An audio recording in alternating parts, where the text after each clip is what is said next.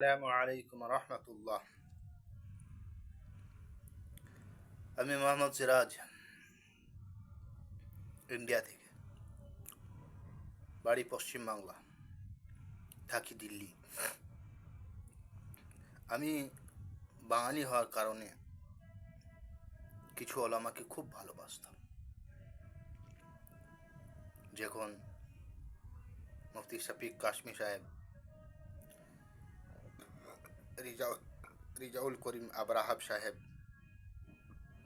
মামুনুল হক সাহেব,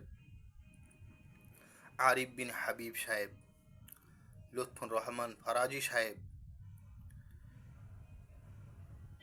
মৌলানা জেনারেল শিক্ষক আবু তোহা আদনান, মিজারুর রহমান আজাহারি, আমি এদেরকে খুব ভালোবাসতাম, শ্রদ্ধা করতাম, জান জুড়ে ভালোবাসতাম।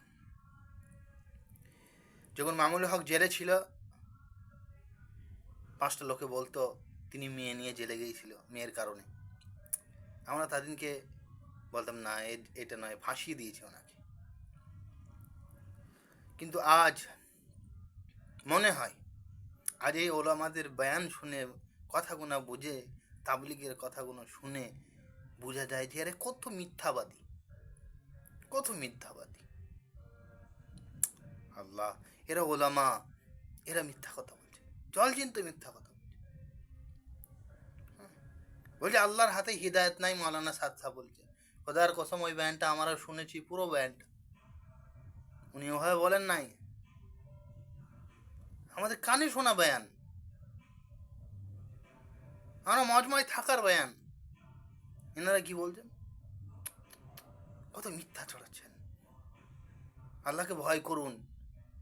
শুধু পড়ে নিয়ে আলেম নয়, যে 2 পাতা পড়ে নিলাম, ইলিম হাসিল করে নিলাম, লোকে মুফতি ওলামা বললো, ওলামা হয়ে গেলাম না।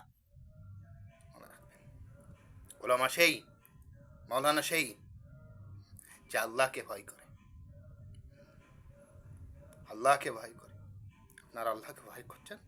হাসরের মাঠে দাঁড়াবেন না, আল্লাহর সামনে দাঁড়াবেন না, কবরে যাবেন না, মরণ আসবে না? আসবে না আপনাতে মরণ? আসবে, অপেক্ষা করেন। আল্লাহর সামনে দাঁড়াবেন।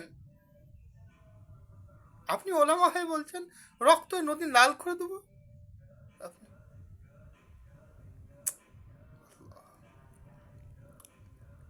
কত মিথ্যা ছড়াচ্ছেন আপনারা, কত মিথ্যা ছড়াচ্ছেন, কত মিথ্যা ছড়াচ্ছেন। আমরা সাতপন্থী বলে বাতিল হয়ে গেছি, আমরা খাপের হয়ে গেছি, গুমরা হয়ে গেছি আমরা।